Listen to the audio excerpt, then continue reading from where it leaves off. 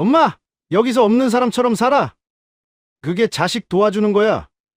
인적 드문 시골의 무반 옆에 남겨진 노모에게 아들이 말했습니다. 기철아, 무슨 소리야? 엄마한테 왜 이래? 매달 약값 200만 원. 엄마는 그 돈이 얼마나 무거운지 알아? 나도 이제 편하게 내 인생 좀 살자고. 아들은 어머니의 양뭉치를 창밖으로 내던지고 저 멀리 사라져 버렸습니다. 떠나는 아들의 차 뒤를 쫓아가던 어머니는 흙바닥에 고꾸라지고 말았어요. 기철아, 기철아! 아들이 사라진 길 끝을 바라보며 오열했지만 흙먼지만 바람에 흩날릴 뿐이었어요. 그런데 무밭숲을 속에서 누군가 이 모든 것을 지켜보고 있었습니다. 사연을 시작하기 전 좋아요 한번 눌러주시고 새해 복 많이 받으세요. 그날 아침 기철은 평소와 다르게 정장을 차려입고 어머니의 방문을 두드렸습니다. 엄마, 오늘 날씨 진짜 좋다. 바람이나 쐬러 가자. 이른이 넘은 순옥 할머니는 아들의 손에 이끌려 침대에서 일어났습니다. 희귀 질환을 앓고 있어 몸이 성치 않았지만 오랜만에 아들이 외출을 권하니 얼굴에 화색이 돌았죠. 기철은 그런 어머니의 손을 다정하게 잡아 거실로 이끌었고 며느리가 미리 챙겨둔 작은 짐 가방을 건네받았습니다. 어머님, 편안한 곳으로 예약해뒀으니까 오늘 하루 푹 쉬다 오세요. 며느리의 목소리는 달콤했지만 그 눈빛은 어딘가 서늘했습니다. 순옥 할머니는 그저 자식들이 효도하려나 보다 싶어 연신 고맙다며 현관을 나섰고 기철은 어머니를 조수석에 태운 뒤 시동을 걸었습니다. 차 안에는 어머니가 좋아하던 옛날 노래가 잔잔하게 흘러나왔습니다. 트로트 가락에 맞춰 창밖을 바라보며 콧노래를 흥얼거리는 어머니의 모습이 백미러에 비쳤죠. 기철은 그 모습을 힐끗 보더니 아무 말 없이 입술을 질끈 깨물었습니다. 그의 두 손은 핸들을 쥔 채 미세하게 떨리고 있었어요. 도심을 벗어나자 풍경이 달라지기 시작했습니다. 아파트와 상가가 사라지고 논밭과 야산이 펼쳐지더니 이윽고 인가조차 보이지 않는 외진 시골길로 접어들었죠. 길 양옆으로는 수확을 앞둔 무밭이 끝없이 이어져 있었고 바람에 흔들리는 무청 소리만이 정막을 채우고 있었습니다. 기철이 갑자기 차를 세웠습니다. 엄마, 저기 봐, 풍경 진짜 좋다. 잠깐 내려서 바람 좀 쐬고 있어. 나 전화 한 통만 금방 하고 올게. 순옥 할머니는 아들의 말에 고개를 끄덕이며 차 문을 열었습니다. 맑은 시골 공기가 폐 깊숙이 스며들었고 할머니는 눈을 감으며 깊은 숨을 들이쉬었죠. 얼마 만에 맡아보는 흙냄새인지 입가에 잔잔한 미소가 번졌습니다. 바로 그 순간이었습니다. 쾅 하는 소리와 함께 조수석 문이 잠기는 소리가 들렸고 동시에 엔진이 굉음을 내며 차가 앞으로 튀어나갔습니다. 순옥 할머니가 황급히 돌아보았을 때 기철은 차 문을 잠그고 시동을 걸며 혼자 출발하려는 것이었어요. 기철아, 기철아, 이게 무슨 짓이야? 할머니가 비명처럼 아들의 이름을 불렀습니다. 그러자 차가 잠시 멈췄고 운전석 창문이 스르륵 내려갔습니다. 기철의 얼굴이 보였죠. 그러나 그 얼굴에는 아까까지의 다정함은 온데간데 없고 싸늘한 무표정만이 남아 있었습니다. 엄마, 미안한데 나도 이제 내 인생 좀 살자. 여기서 없는 사람처럼 살아주는 게 자식 도와주는 거야. 매달 엄마 약값으로 나가는 200만 원이 얼마나 무거운 줄 알아? 나도 애들 키워야 하고 내 인생이 있다고. 기철의 목소리는 감정 없이 건조했습니다. 마치 오래전부터 준비해온 대사를 읊조리는 것처럼요. 그리고는 조수석에 놓여있던 어머니의 양뭉치를 창밖으로 집어던졌습니다. 병 때문에 꼭 챙겨 먹어야 했던 약들이 공중에 흩어지며 바닥으로 떨어졌어요. 기철아, 제발 엄마 여기 두고 가면 어떡해? 기철아! 순옥 할머니가 차를 향해 뛰어갔습니다.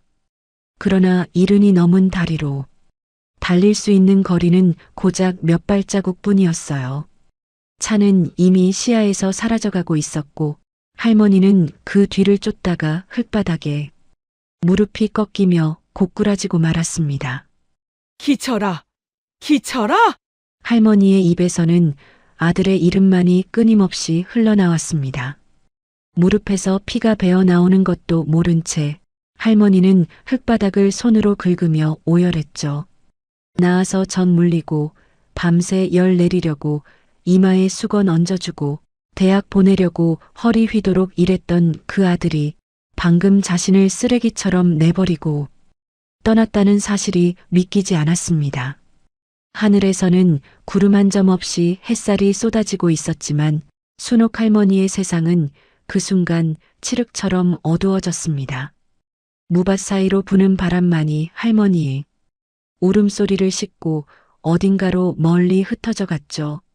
그런데 그때 무밭 한쪽 숲을 속에서 누군가 숨을 죽이고 이 모든 광경을 지켜보고 있었습니다. 숲을 속에 숨어 있던 건 17살 소녀 지수와 10살 남동생 지호였습니다.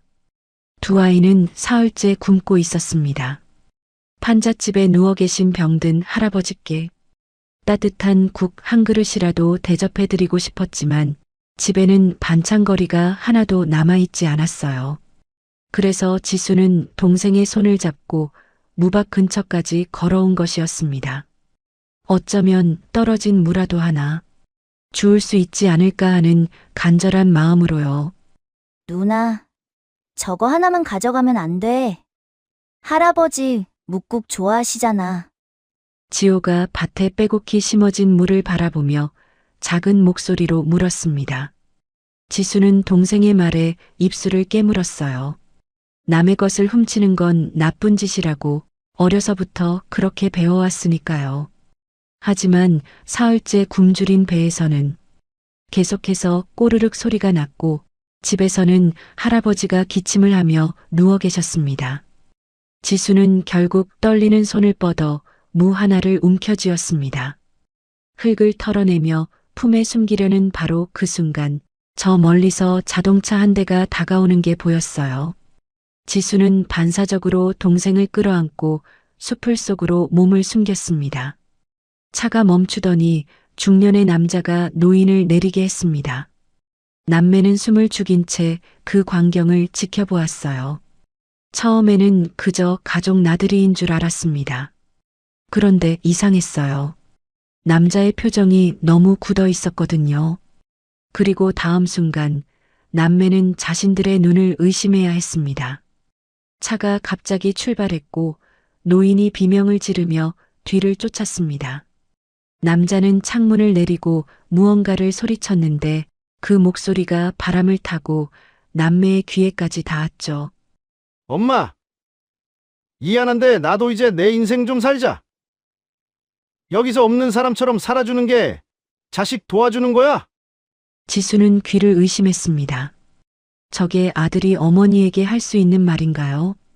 차 창문으로 흰색 봉지들이 쏟아져 나와 흙바닥에 흩어지는 것이 보였고 차는 그대로 먼지를 뒤집어쓰며 사라져 버렸습니다. 누나, 저 할머니 왜 저래? 왜 울어? 지호가 겁에 질린 목소리로 물었습니다. 지수는 대답하지 못했어요. 흙바닥에 쓰러져 아들의 이름을 부르며 오열하는 노인의 모습이 너무나 처참했기 때문이죠. 마치 세상에 혼자 남겨진 사람처럼 할머니의 울음소리는 텅 빈 들판을 가득 채우고 있었습니다. 지수의 마음속에서 무언가가 움직였습니다. 무서웠어요. 낯선 어른에게 다가가는 것도, 혹시 그 남자가 돌아올지도 모른다는 것도요. 하지만 저렇게 우는 사람을 그냥 두고 갈 수는 없었습니다. 지수는 품에 안고 있던 물을 동생에게 맡기고 천천히 숲을 밖으로 걸어나갔습니다. 할머니, 괜찮으세요? 순옥 할머니가 고개를 들었습니다. 눈물과 흙먼지로 범벅이 된 얼굴로 낯선 소녀를 올려다보았죠. 지수는 할머니 앞에 무릎을 꿇고 앉았습니다. 저희 집으로 가요. 여기 너무 추워요. 무릎에서 피도 나고 있어요. 할머니는 아무 말도 하지 못했습니다. 그저 이 상황을 이해할 수 없다는 표정으로 지수를 바라보기만 했죠. 그때 지호가 숲을 속에서 뛰어나와 길바닥에 흩어진 흰색 약봉지들을 하나하나 주워 담기 시작했습니다. 누나, 이거 약 내가 다 주울게. 지호는 작은 손으로 흙 묻은 약봉지들을 털어내며 자신의 주머니에 꾹꾹 눌러 담았습니다. 한 봉지, 두 봉지, 세 봉지. 아이의 주머니가 금세 볼록해졌어요. 순옥 할머니는 그 모습을 보며 또다시 눈물이 쏟아졌습니다. 아들이 쓰레기처럼 내던진 것을 낯선 아이가 보물처럼 주워 담고 있었으니까요. 할머니, 일어나실 수 있어요? 저희가 부축해 드릴게요. 지수가 할머니의 팔을 잡아 일으켜 세웠습니다. 할머니의 몸은 생각보다 가벼웠어요.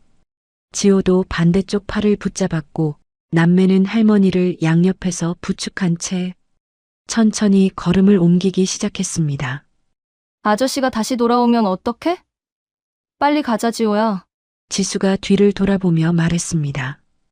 혹시라도 그 남자가 마음을 바꿔 돌아올까봐 겁이 났거든요. 돌아와서 할머니를 데려가든 아니면 목격자인 자신들을 해치든 어떤 일이 벌어질지 알 수 없었으니까요. 세 사람은 무밭사이 길을 지나 좁은 산길로 접어들었습니다. 지수와 지호가 사는 판잣집은 마을에서도 가장 외진 곳 산자락 끝에 간신히 붙어 있었어요. 할머니의 발걸음은 느렸지만 남매는 단 한 번도 재촉하지 않았습니다. 그저 묵묵히 할머니의 무게를 나눠지며 한 걸음 한 걸음 나아갔을 뿐이에요. 순옥 할머니는 자신을 부축하는 아이들의 앙상한 어깨뼈를 느끼며 생각했습니다. 이 아이들은 대체 누구일까? 왜 이렇게 마른 걸까? 그리고 왜 자신처럼 버려진 낯선 노인을 이렇게까지 챙기는 걸까? 알 수 없었습니다. 다만 한 가지, 방금 전 아들에게서 느꼈던 서늘함과는 전혀 다른 온기가 이 아이들의 손에서 전해져 오고 있었습니다. 산자락 끝에 다다랐을 때 순옥 할머니는 자신의 눈을 의심해야 했습니다. 집이라고 부르기도 민망한 판잣집 한 채가 비탈진 언덕에 아슬아슬하게 붙어 있었거든요. 녹슨 양철 지붕은 군데군데 구멍이 나 있었고 벽은 합판과 비닐로 덧대어져 있었습니다. 바람이 불 때마다 집 전체가 삐걱거리며 흔들렸죠. 다 왔어요. 할머니 조심해서 들어오세요. 지수가 낡은 문을 열었습니다. 경첩이 녹슬어 끼익하는 소리가 났고 그 안에서 퀴퀴한 냄새와 함께 좁은 공간이 모습을 드러냈습니다. 단칸방이었어요. 방 한쪽에는 낡은 이불을 덮고 누워있는 노인이 보였고 그 옆으로 깨진 밥솥 하나, 금간 플라스틱 대야 몇 개, 그리고 구석에 쌓인 검은 비닐봉지 몇 개가 전부였습니다. 순옥 할머니는 문턱을 넘지 못하고 그 자리에 멈춰 섰습니다. 평생 아파트에서만 살아왔던 할머니에게 이런 광경은 난생 처음이었거든요. 텔레비전에서나 보던 극빈층의 삶이 눈앞에 펼쳐지자 할머니는 아무 말도 할 수가 없었습니다. 할아버지, 저희 왔어요. 오늘 손님도 모셔왔어요.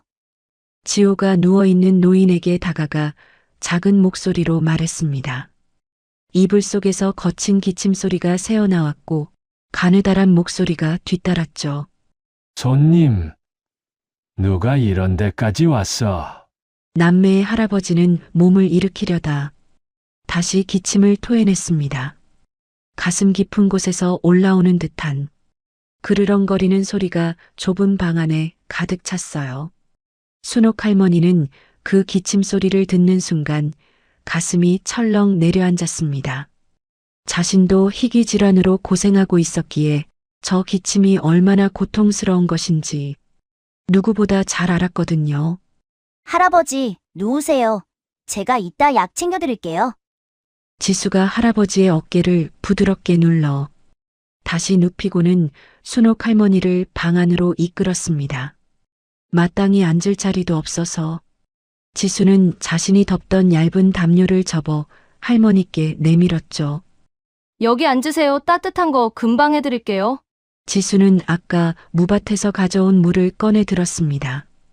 흙이 잔뜩 묻어 있는 그 물을 바라보며 지수의 얼굴에 복잡한 감정이 스쳤어요. 남의 밭에서 몰래 가져온 것이라는 죄책감, 하지만 이것이라도 없었으면 오늘도 굶어야 했을 거라는 안도감, 그리고 이 작은 무 하나로 세 사람을 먹여야 한다는 막막함이 뒤섞여 있었죠. 지수는 밖으로 나가 마당 한쪽에 있는 수도가에서 물을 씻기 시작했습니다. 흙이 씻겨 나가자 하얀 속살이 드러났고 지수는 그것을 얇게 썰어 낡은 냄비에 넣었습니다. 반찬은커녕 소금조차 변변치 않았지만 지수는 있는 것들을 최대한 긁어 모아 불 위에 냄비를 올렸죠. 시간이 흐르자 좁은 방 안에 구수한 냄새가 퍼지기 시작했습니다. 맑은 국물이 보글보글 끓어오르는 소리가 들렸고 그 소리는 마치 이 초라한 판잣집에 온기를 불어넣는 것 같았어요. 할머니, 다 됐어요. 지호가 조심스럽게 국그릇을 들고 순옥 할머니 앞에 내려놓았습니다. 금간 사기 그릇에 담긴 맑은 묵국이었죠. 건더기라고는 얇게 썬 무 몇 조각이 전부였고 국물도 거의 물에 가까웠습니다. 하지만 그 위로 피어오르는 김은 분명 따뜻했어요. 죄송해요, 할머니. 저희 집에 이것밖에 없어서. 지호가 고개를 푹 숙이며 말했습니다. 10살짜리 아이의 목소리에 미안함과 부끄러움이 가득 담겨 있었죠. 지수도 옆에 서서 어쩔 줄 몰라 하며 손을 비비 꼬았습니다. 순옥 할머니는 그 국그릇을 내려다보았습니다. 아까 아들이 던진 말들이 귓가에 맴돌았어요. 매달 200만 원짜리 약값이 부담이 되어 어머니를 버린 아들.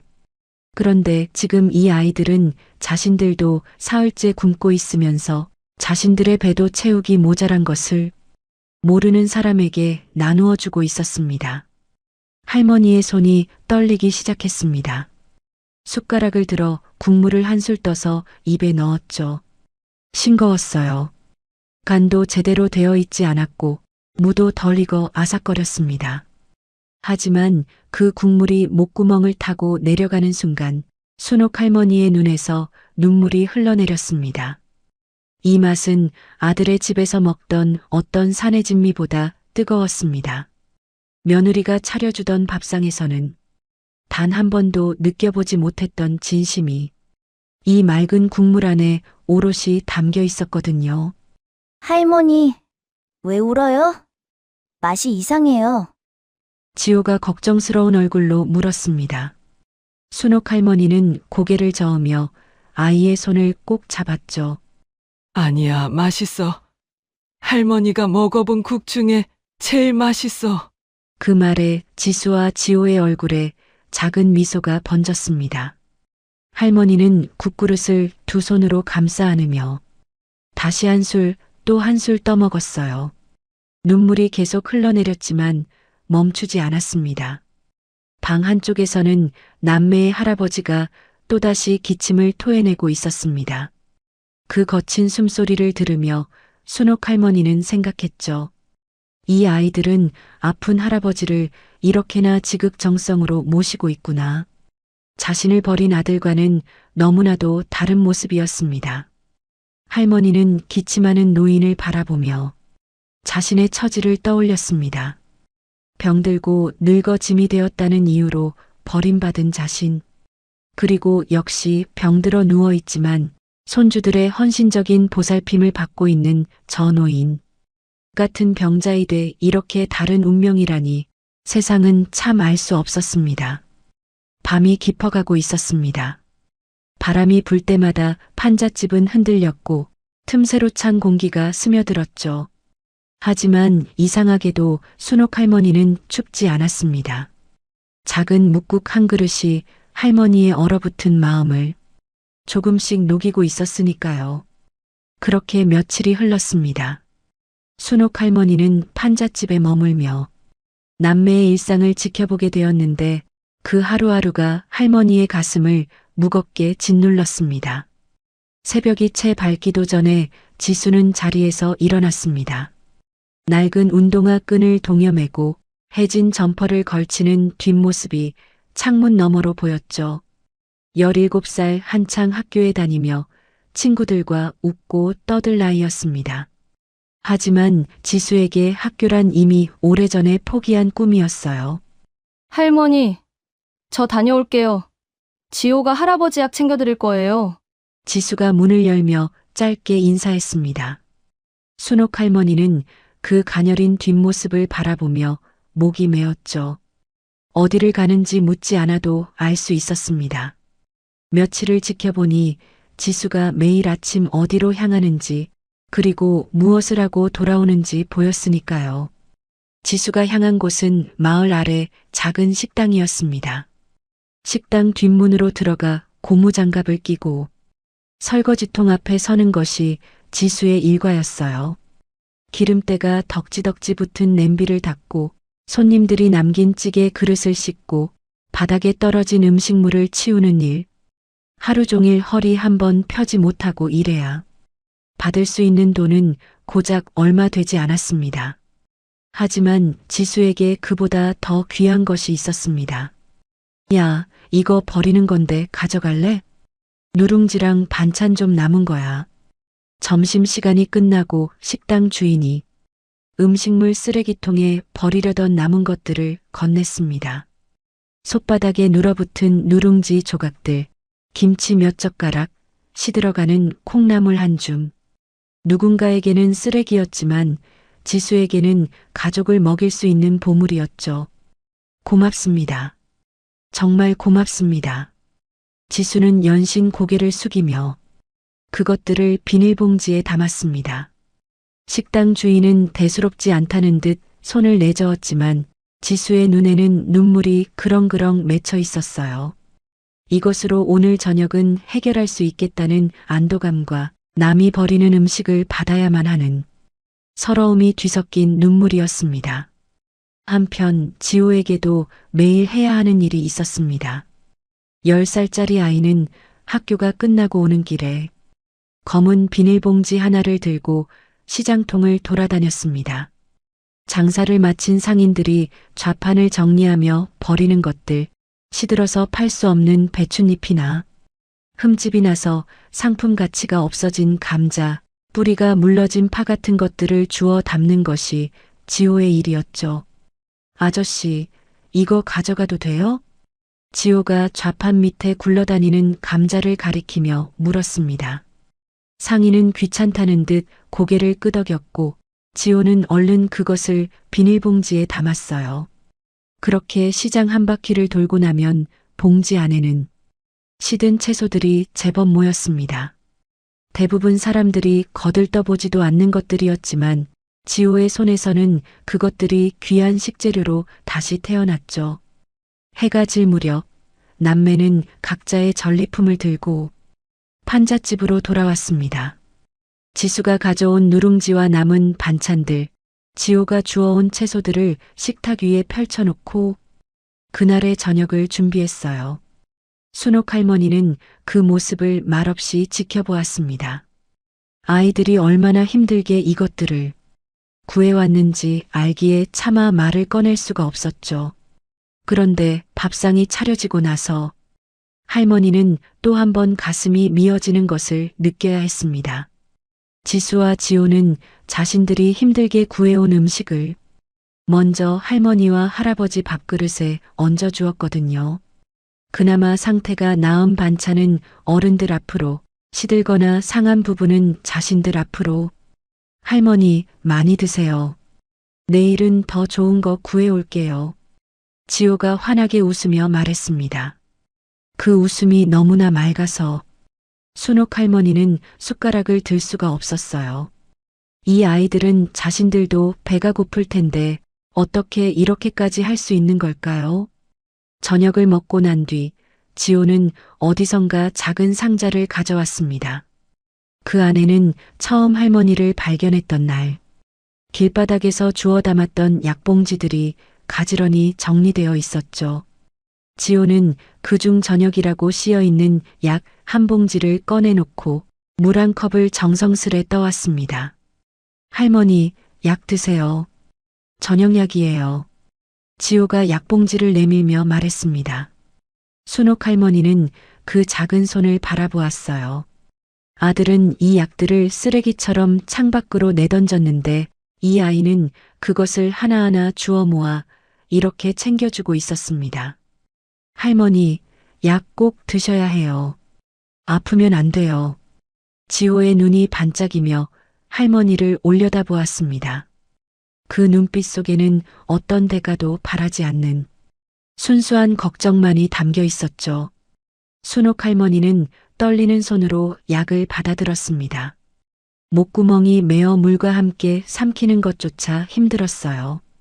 그날 밤 할머니는 잠을 이룰 수가 없었습니다. 어둠 속에서 새근새근 잠든 남매의 숨소리를 들으며 생각했죠. 자신을 버린 아들에게는 남부럽지 않은 집과 차가 있었습니다. 하지만 이 아이들에게는 비바람에 흔들리는 판잣집 한 칸과 남들이 버린 음식뿐이었어요. 그런데 어째서 가진 것 없는 이 아이들이 모든 것을 가진 아들보다 더 따뜻한 걸까요? 그 무렵 기철의 삶은 전혀 다른 방향으로 흘러가고 있었습니다. 어머니를 시골 무밭에 버리고 돌아온 날 밤, 기철은 난생 처음 숙면을 취했습니다. 매달 빠져나가던 200만 원의 약값과 어머니를 모시며 들어가던 생활비가 더 이상 나가지 않는다고 생각하니 어깨가 한결 가벼워진 것 같았거든요. 그는 아내에게 말했죠. 이제 좀 숨통이 트이겠다. 우리도 이제 우리 인생 좀 살아보자. 그 말대로였습니다. 기철은 그동안 아꼈던 지갑을 열기 시작했어요. 아이들에게는 학원을 하나 더 보내주고 아내에게는 백화점 쇼핑을 허락했죠. 자신도 오래전부터 눈여겨보던 골프채 세트를 질렀습니다. 그런데 사람 욕심이란 게 한번 커지기 시작하면 끝이 없는 법이죠. 어느 날 대학 동창이 기철을 찾아왔습니다. 오랜만에 만난 그 친구는 귀가 솔깃해지는 이야기를 꺼냈어요. 야, 너 이번에 신도시 개발된다는 거 들었어? 내가 확실한 정보통이 있는데 지금 그 근처 땅 사두면 몇 배는 뛴다. 나도 전 재산 넣었어. 기철의 눈이 번쩍 뜨였습니다. 그동안 어머니 약값에 묶여 투자 한번 제대로 못 해봤는데 이제야 기회가 온 것 같았거든요. 하지만 당장 투자할 만한 목돈이 없었습니다. 그래서 기철은 무리수를 뒀습니다. 살고 있던 아파트를 담보로 은행 대출을 받았고 그것으로도 모자라 사채까지 끌어다 썼죠. 아내가 불안해하며 말렸지만 기철은 들은 척도 하지 않았습니다. 걱정 마. 이번 한 방이면 우리 인생 완전히 바뀌는 거야. 두고 봐. 기철은 자신만만하게 그 돈을 모두 친구에게 넘겼습니다. 땅 계약서에 도장을 찍을 때만 해도 그는 이미 부자가 된 기분이었죠. 하지만 2달이 지나도 신도시 개발 소식은 들려오지 않았습니다. 기철이 불안해져 친구에게 연락을 했지만 전화는 먹통이었어요. 직접 찾아가 보니 친구가 살던 집은 이미 비어 있었고 부동산에 문의해 보니 한 달 전에 이사를 갔다는 대답만 돌아왔습니다. 그제야 기철은 자신이 사기를 당했다는 것을 깨달았습니다. 투자했던 땅은 신도시 예정지가 아니라 개발 불능 지역, 그것도 절대농지로 지정된 곳이었어요. 땅 문서는 위조된 것이었고 그 친구라는 자는 전문 사기꾼이었던 거죠. 전 재산의 빚까지 얹어 바친 돈이 한순간에 공중으로 사라져버린 겁니다. 얼마 지나지 않아 기철의 아파트 현관문에 압류 딱지가 붙기 시작했습니다. 은행에서 사채업자에서 독촉 전화가 쏟아졌고 아내는 아이들을 데리고 친정으로 떠나버렸죠. 화려했던 생활은 석 달도 채가지 못하고 무너져 내렸습니다. 그런데 기철이 바닥으로 추락하고 있던 바로 그 시각, 판잣집에서도 위기가 찾아오고 있었습니다. 그날 밤은 유난히 추웠습니다. 순옥 할머니가 잠결에 눈을 떴을 때 이상한 소리가 들렸어요. 그르렁거리는 숨소리 사이로 무언가 축축하게 쏟아지는 소리. 할머니가 몸을 일으켜 옆을 보니 남매의 할아버지가 이불을 움켜쥔 채 격렬하게 기침을 토해내고 있었습니다. 그런데 그 기침과 함께 터져나온 것은 가래가 아니었습니다. 시뻘건 피였어요. 할아버지! 잠에서 깬 지수가 비명을 지르며 달려왔습니다. 할아버지의 입가에서는 피가 계속 흘러내렸고 이불에도 마룻바닥에도 붉은 얼룩이 번져가고 있었죠.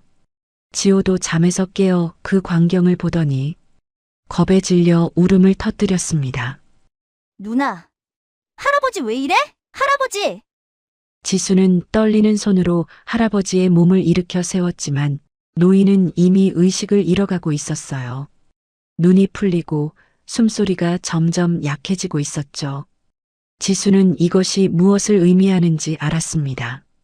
당장 병원에 가야 한다는 것을요.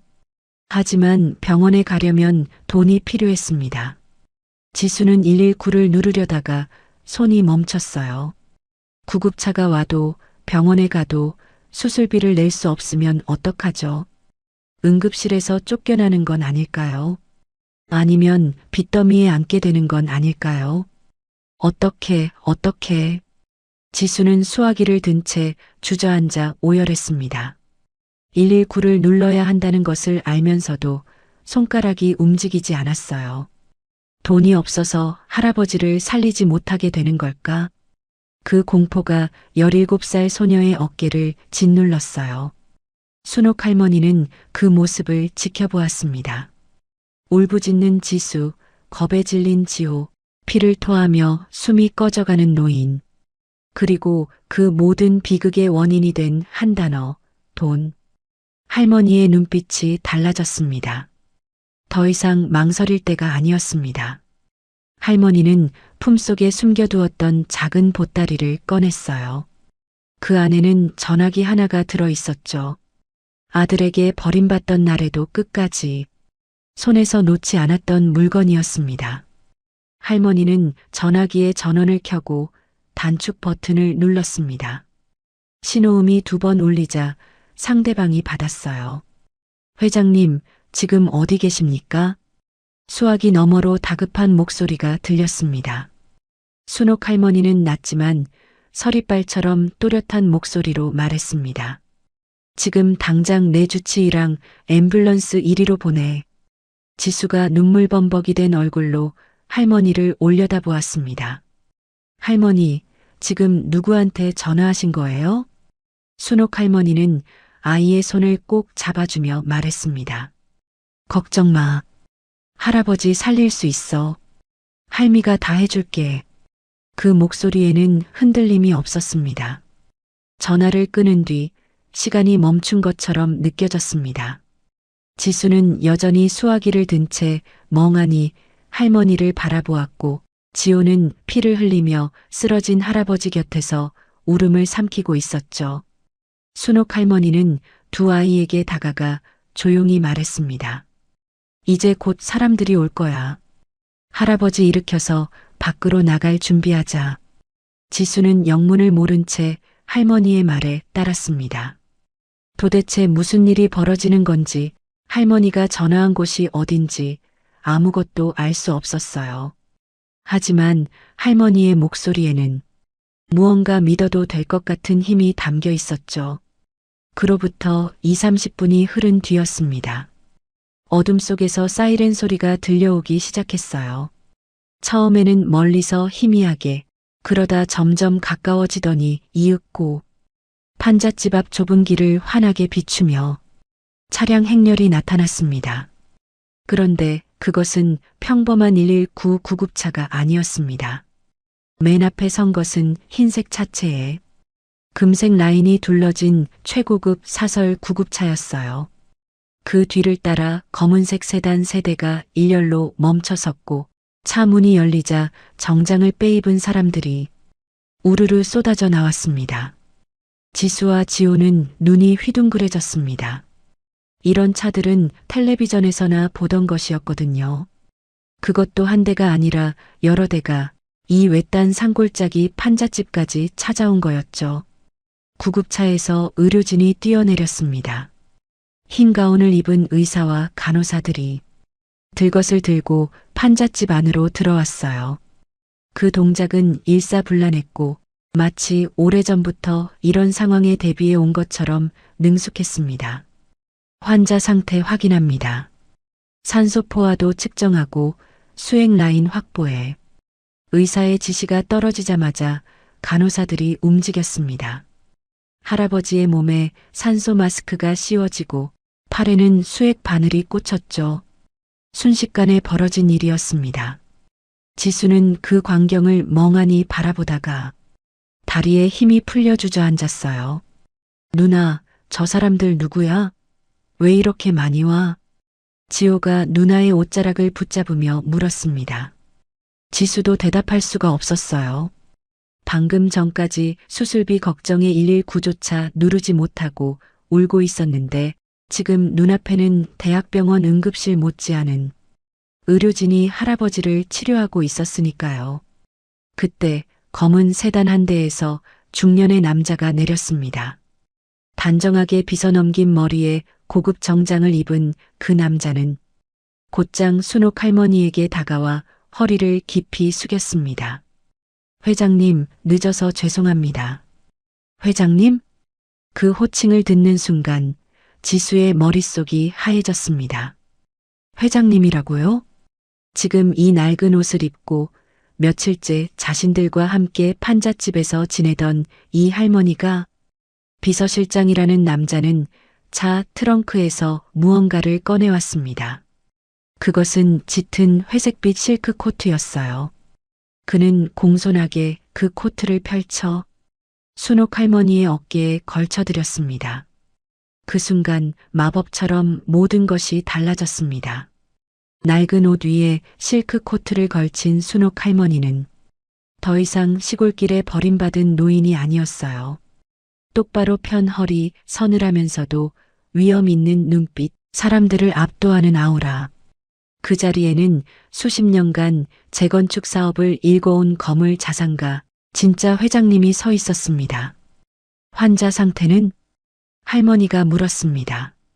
그 목소리는 며칠간 아이들에게 들려주던 다정한 할머니의 목소리가 아니었어요.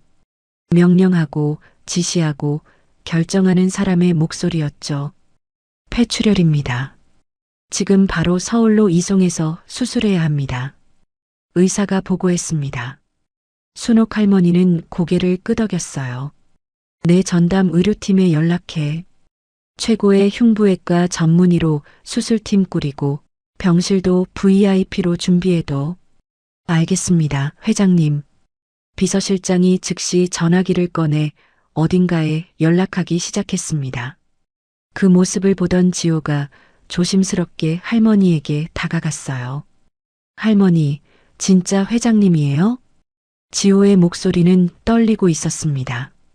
며칠간 함께 밥을 먹고 약을 챙겨드렸던 그 할머니가 이런 엄청난 사람이었다니.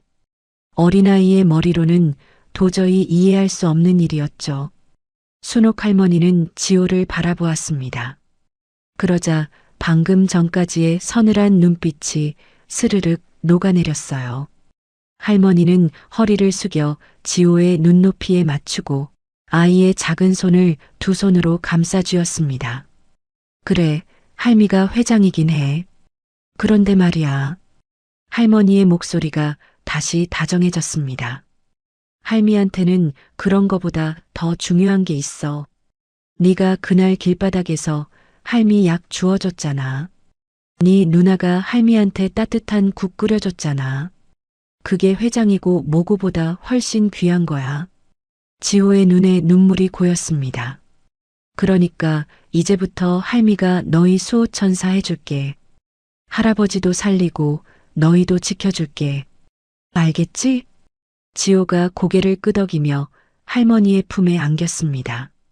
지수도 다가와 할머니의 손을 잡았어요. 눈물이 볼을 타고 흘러내렸지만 그것은 슬픔의 눈물이 아니었습니다.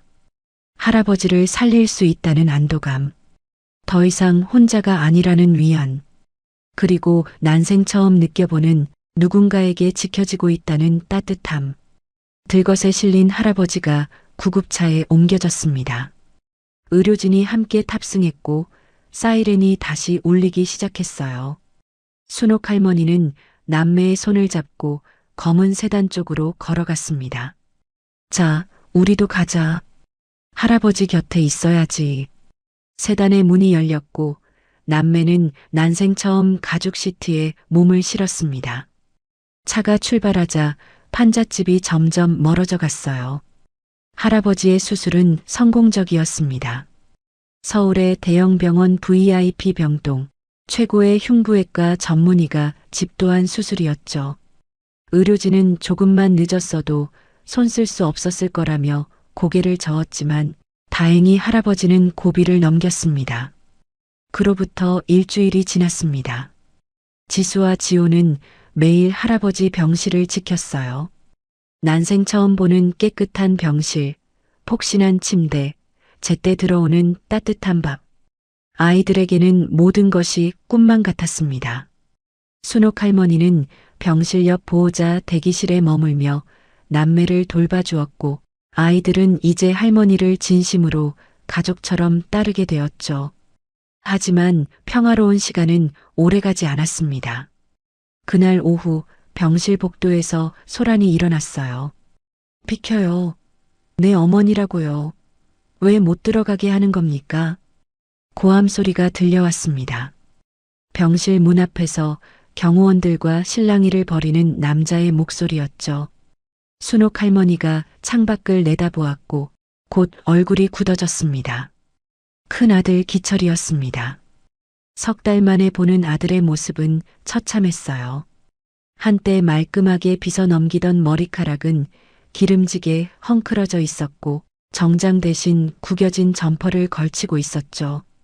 볼은 푹 꺼져 있었고 눈 밑에는 짙은 그림자가 드리워져 있었습니다.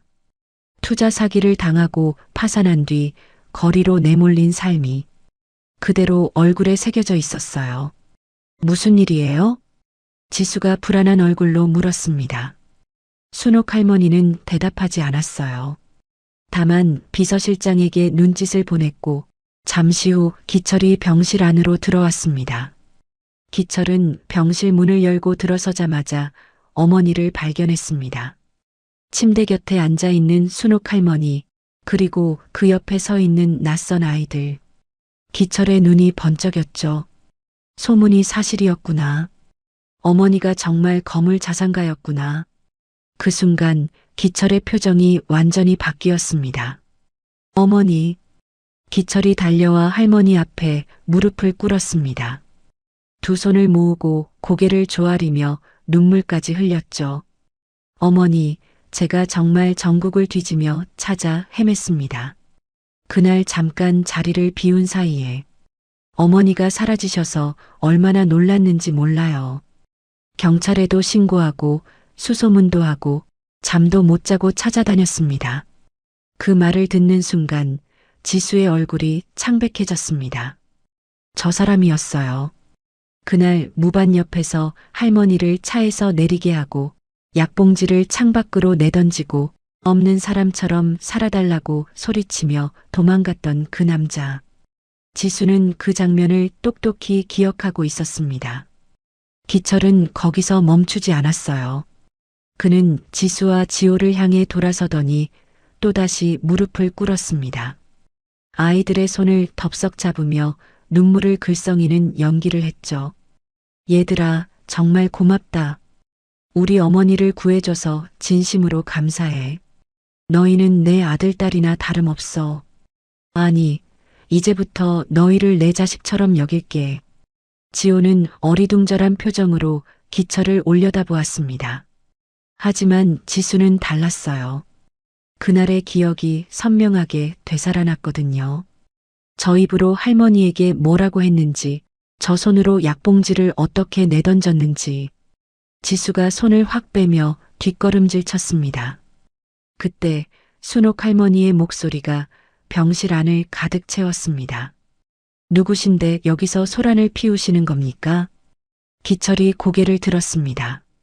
할머니의 눈빛은 얼음장처럼 차가웠어요. 어머니, 저예요. 기철이요. 어머니 아들이잖아요. 기철이 다급하게 말했습니다. 하지만 할머니는 눈 하나 깜짝하지 않았죠. 아들이요? 내 아들은 3달 전에 죽었습니다. 네, 무슨 말씀이세요? 시골 길바닥에서 늙은 어미를 버리고 가던 날, 제 아들은 죽었습니다. 기철의 얼굴이 새하얘졌습니다. 기철은 당황해서 눈을 이리저리 굴렸고 곧 다시 눈물을 짜내며 말을 이었습니다. 어머니, 그건 제가 잠깐 정신이 나갔던 거예요.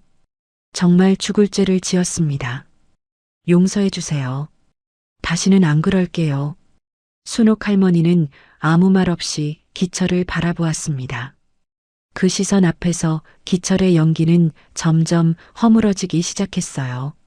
어머니, 사실은요. 결국 기철이 본심을 드러냈습니다. 저 지금 죽게 생겼어요. 투자했다가 사기당해서 빚이 산더미예요. 집도 압류당하고 마누라도 애들 데리고 도망가 버렸어요. 사채업자들이 저 죽이려고 해요. 제발 살려주세요, 엄마. 엄마가 돈 많다면서요? 조금만 도와주세요. 기철은 바닥에 이마를 찌우며 울부짖었습니다. 방금 전까지의 효자 연기는 온데간데없고 돈에 미쳐 날뛰는 추한 민낯이 고스란히 드러났죠. 나 좀 살려줘요, 엄마. 아들이 이렇게 비는데 모른 척 할 거예요? 지호가 겁에 질려 지수 뒤로 숨었습니다. 지수는 동생을 감싸 안으며 이를 악물었어요. 저 사람이 할머니의 아들이라는 게 믿기지 않았습니다. 어떻게 부모를 버린 사람이 저렇게 뻔뻔하게 돈을 구걸할 수 있는 걸까요? 순옥 할머니는 자리에서 천천히 일어났습니다. 바닥에 엎드린 기철을 내려다보는 그 눈빛에는 분노도 슬픔도 미움도 없었어요. 그저 낯선 사람을 보는 것 같은 무심함만이 담겨 있었죠. 비서실장, 할머니가 불렀습니다. 이 사람을 내보내. 다시는 내 앞에 나타나지 못하게 해. 알겠습니다, 회장님. 경호원들이 다가와 기철의 양팔을 잡아 일으켰습니다. 기철은 발버둥 치며 소리쳤어요. 엄마, 이러지 마. 나 진짜 죽어. 엄마. 그 절규가 복도로 멀어져 갔습니다. 병실 문이 닫히고 기철의 목소리는 점점 작아지다가 결국 들리지 않게 되었죠. 지호가 떨리는 목소리로 물었습니다. 할머니, 저 아저씨가 진짜 할머니 아들이에요? 순옥 할머니는 지호의 머리를 쓰다듬으며 대답했습니다. 아니야. 할미 아들은 오래전에 죽었어. 저 사람은 할미가 모르는 사람이야. 그 말에는 깊은 슬픔이 담겨 있었습니다. 하지만 할머니는 그 슬픔을 애써 삼키며 아이들을 안아주었죠. 세상에서 가장 가까워야 할 사람에게 버림받은 상처. 그것을 치유해 준 건 피 한 방울. 섞이지 않은 낯선 아이들이었습니다. 하지만 기철은 포기하지 않았습니다. 병원에서 쫓겨난 뒤에도 매일같이 찾아왔어요.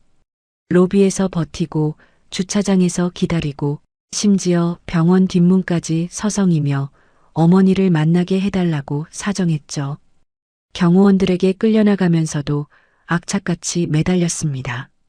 사채업자들의 독촉은 날이 갈수록 거세졌고 기철은 점점 더 궁지에 몰리고 있었어요.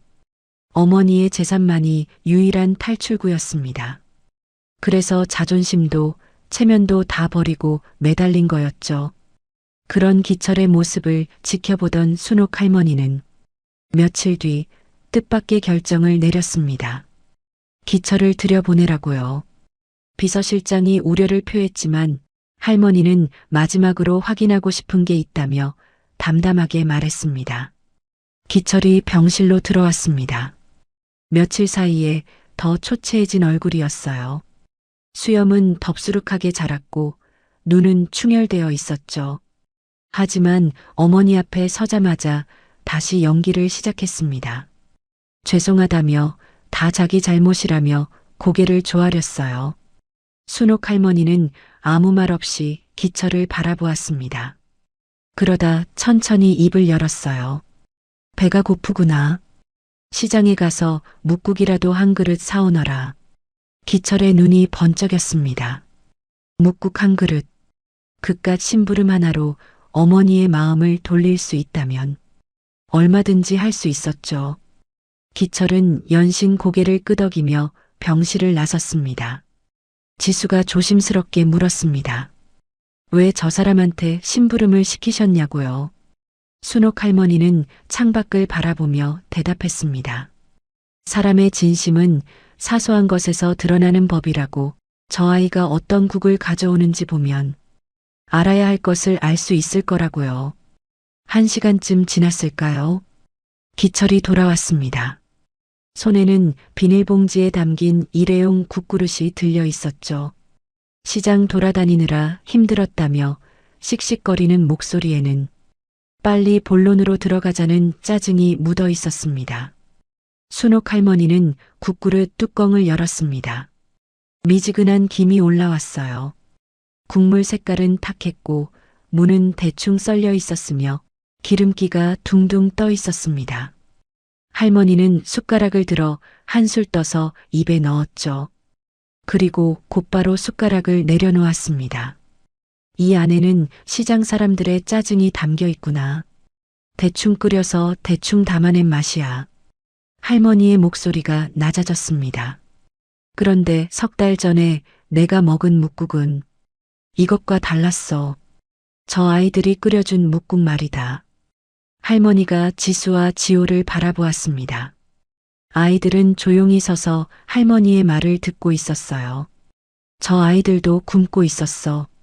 사흘째 아무것도 못 먹고 병든 할아버지를 위해 뭐라도 구하러 나온 거였지. 그런데 길바닥에 버려진 나를 발견하고는 자기들이 먹을 무로 내 국을 끓여줬어. 간도 제대로 안 됐고 건더기도 무 몇 조각뿐이었지만 내 평생 먹어본 것 중에 가장 따뜻했다. 거기에는 진심이 담겨 있었거든. 할머니가 기철을 똑바로 쳐다보았습니다. 너는 한 달에 200만 원이 아까워서 네 어미를 길바닥에 내다 버렸어.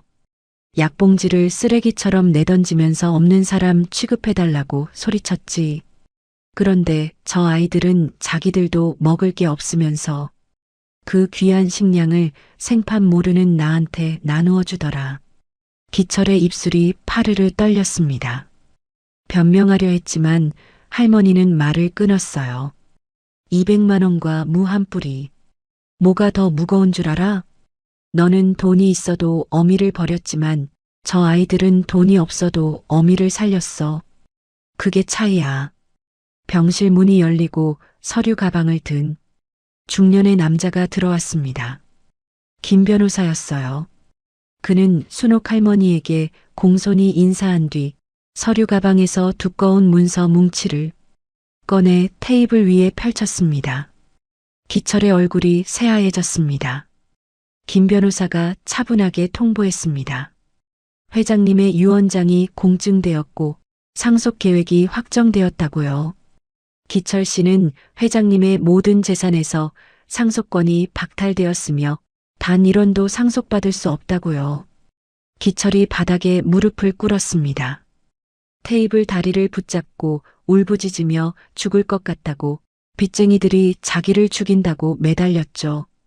하지만 순옥 할머니는 더 이상 기철을 쳐다보지 않았습니다. 경호원들이 기철을 끌어냈습니다. 기철은 발버둥 치며 소리쳤지만 병실 문은 냉정하게 닫혔어요. 복도로 멀어지는 절규가 점점 작아지다가 결국 완전히 사라졌습니다. 병실에 정적이 내려앉았습니다. 지호가 조심스럽게 할머니에게 다가와 괜찮으시냐고 물었어요. 순옥 할머니는 지호의 머리를 쓰다듬었습니다. 그 손이 미세하게 떨리고 있었어요. 아무리 냉정하게 결정했다고 해도 낳아서 키운 자식을 끊어내는 일은 쉬운 게 아니었죠. 괜찮아. 이제 할미한테는 너희가 있으니까. 그 말에 지수의 눈에서 눈물이 흘러내렸습니다. 지호도 할머니의 품에 안기며 코를 훌쩍였죠. 테이블 위에는 기철이 사온 묵국이 식어가고 있었습니다. 아무도 손대지 않은 그 국물 위로 기름기가 엉겨 붙어 있었어요. 그것은 진심 없이 건네진 것에 말로를 보여주는 것 같았습니다. 계절이 바뀌었습니다. 서울역 광장에는 차가운 바람이 불고 있었어요. 노숙인들을 위한 무료 배식소 앞에 긴 줄이 늘어서 있었고 그 줄 끝자락에 기철이 서 있었습니다. 한때 말끔한 정장을 입고 골프채를 휘두르던 남자의 모습은 어디에도 없었어요. 때가 낀 점퍼, 구멍난 운동화, 며칠째 감지 못한 기름진 머리카락. 기철은 이제 누가 봐도 영락없는 거리의 불황자였습니다. 드디어 기철의 차례가 왔습니다. 자원봉사자가 플라스틱 그릇에 국을 담아 건네주었죠. 식어서 기름이 엉긴 국물, 퍼석퍼석한 밥 한 덩이. 기철은 그것을 받아들고 광장 한쪽 구석에 쪼그리고 앉았습니다. 숟가락을 들어 국물을 한술 떴을 때였어요. 갑자기 귓가에 익숙한 목소리가 울렸습니다. 엄마 미안한데 나도 이제 내 인생 좀 살자. 기철의 손이 멈췄습니다. 주위를 둘러보았지만 아무도 없었어요. 환청이었습니다. 매달리 약값 200만 원이 얼마나 무거운 줄 알아? 또다시 목소리가 들렸습니다. 그날 시골 무밭에서 어머니에게 내뱉었던 자신의 말이었죠. 기철은 머리를 감싸쥐었습니다. 하지만 환청은 멈추지 않았어요. 여기서 없는 사람처럼 살아주는 게 자식 도와주는 거야. 기철의 눈앞에 그날의 장면이 떠올랐습니다. 흙바닥에 쓰러져 자신의 이름을 부르며 울부짖던 어머니의 모습, 창밖으로 내던진 약봉지들이 바람에 흩날리던 모습, 백미러에 점점 작아지던 어머니의 실루엣. 그때는 몰랐습니다. 그 순간 자신이 버린 것이 무엇인지. 기철은 국그릇을 내려놓고 무릎에 얼굴을 묻었습니다. 어깨가 들썩였어요. 울음소리는 내지 않았지만 그의 몸 전체가 흐느끼고 있었습니다. 지나가는 사람들은 그런 기철을 힐끗 쳐다보다가 무심히 발걸음을 옮겼죠. 서울역 광장에서 우는 노숙인 하나쯤은 누구의 관심도 끌지 못했습니다. 법적인 처벌은 없었습니다. 하지만 양심의 가책이라는 것은 어떤 형벌보다 무서운 것이었어요. 기철은 매일 밤 그날의 환청에 시달렸고 깨어있는 낮에도 어머니의 얼굴이 떠올라 괴로워했습니다. 스스로 판 구덩이에 스스로 빠진 것이죠. 한편 같은 시각 다른 곳에서는 전혀 다른 하루가 펼쳐지고 있었습니다. 서울 외곽의 조용한 주택가, 하얀 담장에 둘러싸인 넓은 저택이 있었어요. 순옥 할머니의 집이었습니다. 지수는 책상 앞에 앉아 검정고시 교재를 펼쳐놓고 있었습니다.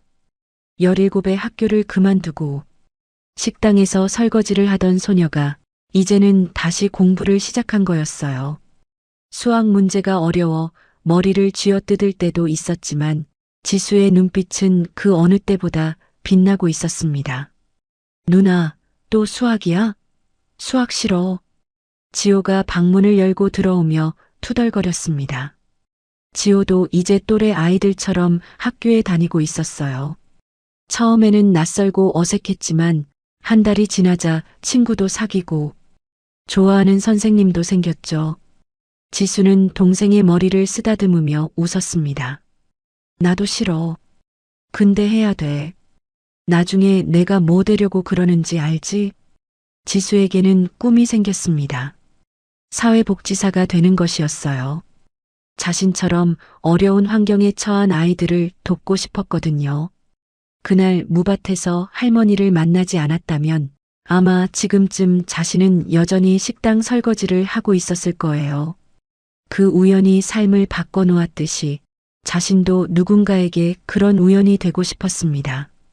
정원에서는 또 다른 풍경이 펼쳐지고 있었습니다. 수술 후 건강을 되찾은 할아버지가 호미를 들고 화단을 가꾸고 있었어요.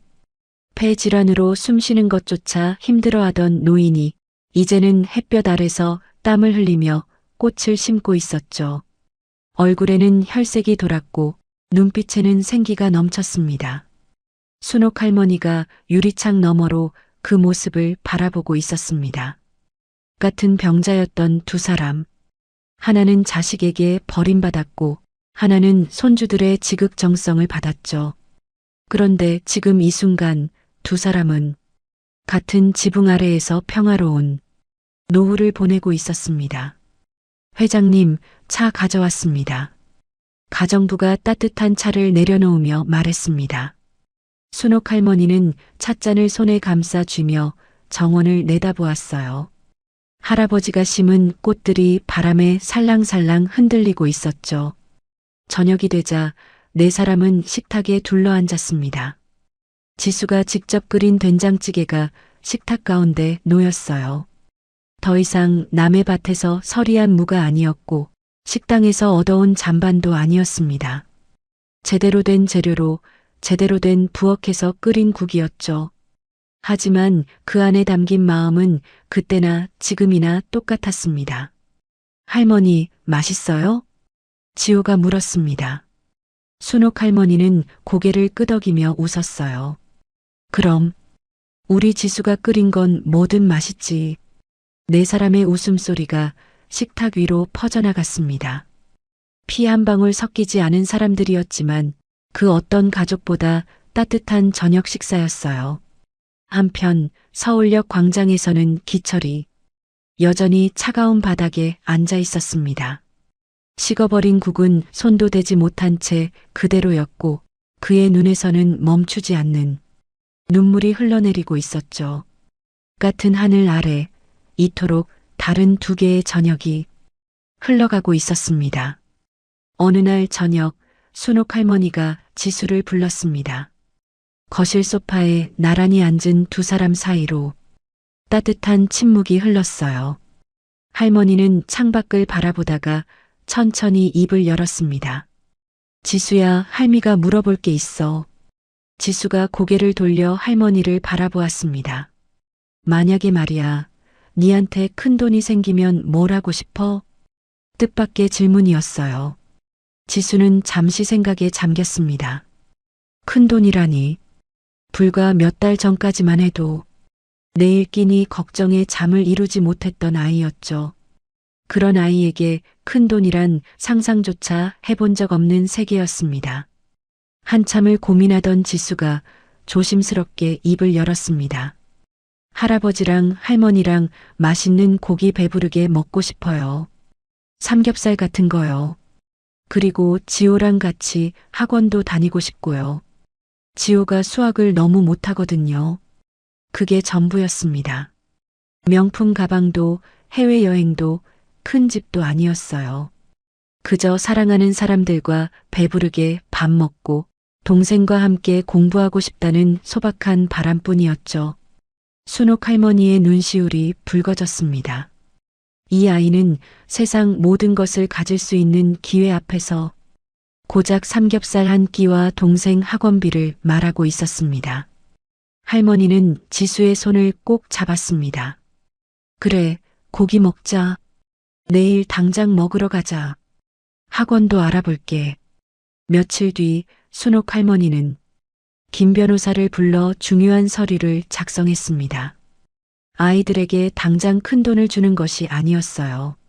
대신 지수와 지호가 성인이 될 때까지 교육비와 주거비를 지원하는 신탁을 설정한 거였죠. 매달 필요한 만큼만 쓸 수 있고 나머지는 아이들이 20살이 되었을 때 자립 자금으로 받게 되는 구조였습니다. 김 변호사가 물었습니다. 왜 그냥 한 번에 주지 않으시냐고요? 순옥 할머니는 창밖을 바라보며 대답했습니다.